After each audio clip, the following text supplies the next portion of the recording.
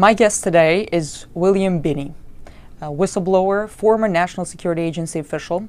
He was one of the first to reveal the agency's massive domestic spying program. Mr. Binney revealed that NSA sought and received access to telecommunications companies' domestic and international billing records, that it has intercepted somewhere between 15 to 20 trillion communications. Mr. Binney also claims that in order to cover its warrantless surveillance, the agency concealed it under the patriotic-sounding name Terrorist Surveillance Program. Mr. Binney, thank you so much for coming. In light of the Petraeus/Allen scandal, while the public is so focused on the details of their family drama, one may argue that the real scandal in this whole story is the power, the reach of the surveillance state. I mean, if we take General Allen, thousands of his personal emails have been sifted through private correspondence. I mean, it's not like any of those men was planning an attack on America. Does this scandal prove the notion that there is no such thing as privacy in a surveillance state? Well, yes, that's what I've been basically saying for quite some time, is that the FBI has access to the data collected, which is basically the emails of virtually everybody in the country, and the FBI has access to it. All the congressional members are on this surveillance too. It's not, no one's excluded. They're all included. So yes, this can happen to anyone if they become a target for whatever reason.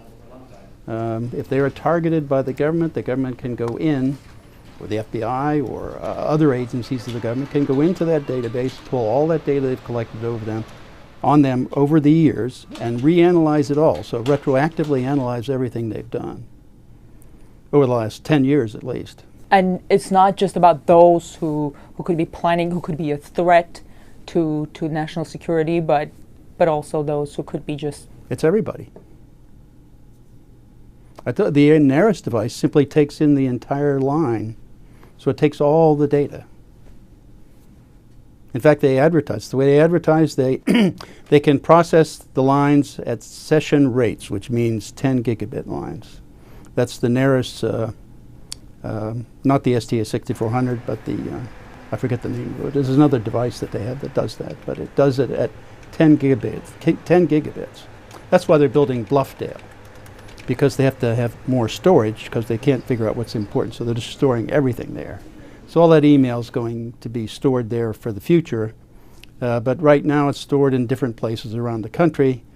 But it is being collected and FBI has access to it. You mean it's being collected in bulk without even requesting the providers? And then what about Google, releasing this biannual transparency report and saying that the government's demands for personal data is at an all-time high, and for all of those requests in the US, Google says they complied with the government's demands 90% of the time. But they're still saying that they're making the requests. It's not like it's all being funneled into that storage.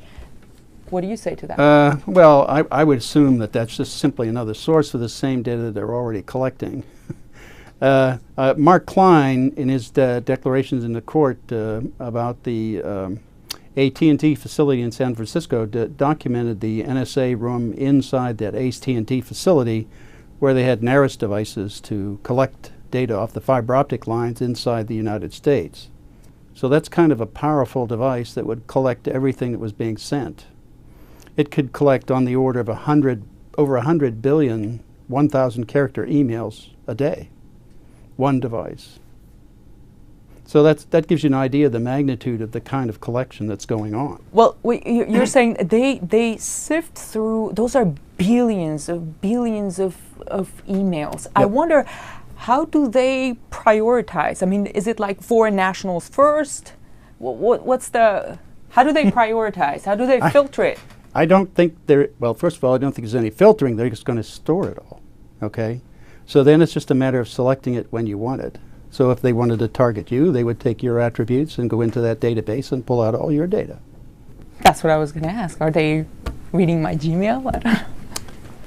I should say there is no Afghanistan general in my mailbox. I know. Sure. Do you think now that I said that, they will stop looking into my mailbox? I don't think that will make any difference, no. If they had you on the target list, you're on the list. So.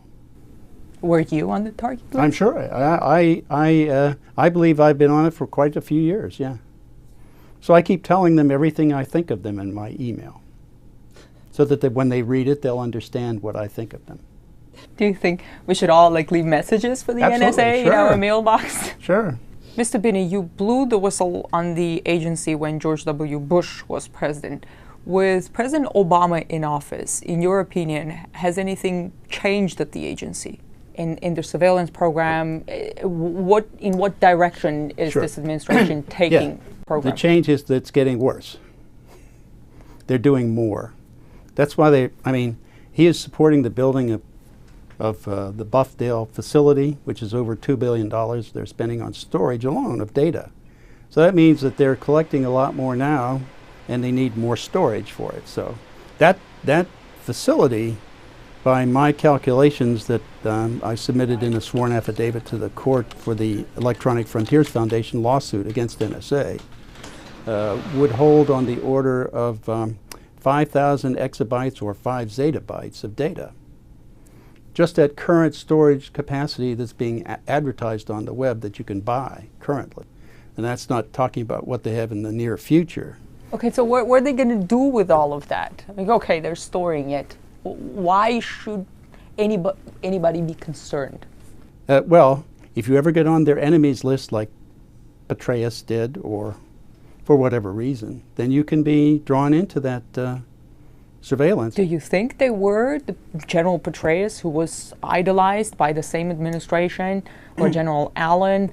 Well, there's certainly some questions that have to be asked, like why were they targeted to begin with?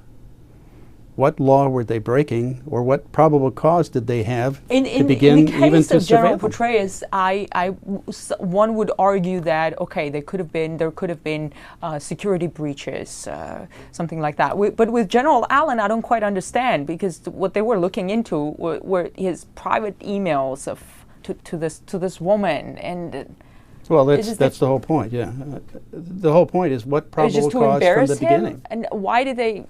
I'm not sure what the internal politics is. Yeah, well, that's part of the problem. This government doesn't want things in the public. It's not a government, a transparent government. So whatever they're doing, whatever reason they had to and whatever the motivation was, I'm not privy to it, so I don't really know. But I certainly think that there was something going on in the background that made them target those fellows. I mean, otherwise, why would they be doing it? There is no crime there. It seems that the public is divided between those who think that the government surveillance program violates their civil liberties and those who say, I have nothing to hide, so why should I care? What do you say to those who think that shouldn't concern them? The problem is, if they think they're not doing anything that's wrong, they don't get to define that. The central government does. The central government defines what is right and wrong and whether or not they target you. So it's not up to the individual, even if they think they're doing something wrong. If their position on something is against what the administration has, then they could easily become a target. Tell me about the most outrageous thing that you came across during your work at the NSA. The violations of the Constitution and any number of laws that existed at the time. That was the part that I could not be associated with. That's why I left there.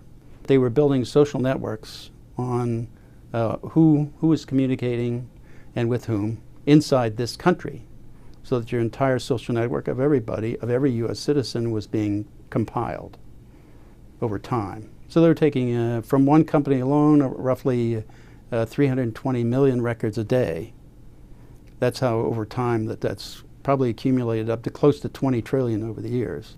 The original program that we put together to handle this, to be able to identify terrorists anywhere in the world and alert anyone that they were under jeopardy, would have been able to do that by encrypting everybody's communications except those who were targets. So that in essence you would protect their identities and the information about them until you could develop probable cause, and then once you showed probable cause, then you could do a decrypt and target them. And we could do that and isolate those people all along. That wasn't a problem at all. There was no difficulty in that. But it sounds very difficult and very complicated. Easier to take everything in and...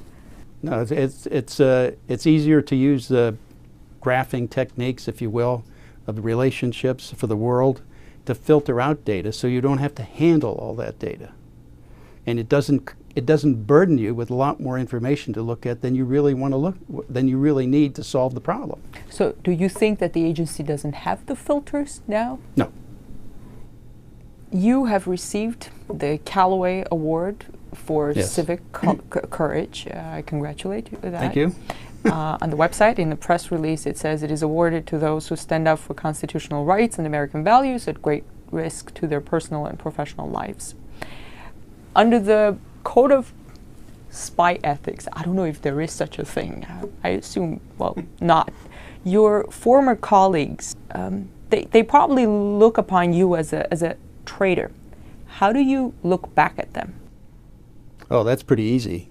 They're violating the foundation of this entire country, of what our entire foundation of why this entire government was formed. It's founded with the Constitution and the rights given to the people in the country under that Constitution. They're in violation of that. And under Executive Order 13526, Section 1.7, governing classification, you cannot classify information that just to cover up a crime, which this is. And that was signed by President Obama. Also, President Bush signed an earlier executive order, a very similar one. If any of this comes into the Supreme Court and they rule it unconstitutional, then the entire house of cards of the government falls. What are the chances of that? What are the odds? Well, the government's doing the best they can to try to keep it out of court. And of course, we're trying to do the best we can to get into court. So we just thought it deserves a ruling from the Supreme Court, ultimately. The court is supposed to protect the Constitution. All these people in government take an oath to defend the Constitution, and they're not living up to their oath of office. Thank you. Thank you for the interview, sir. Yeah.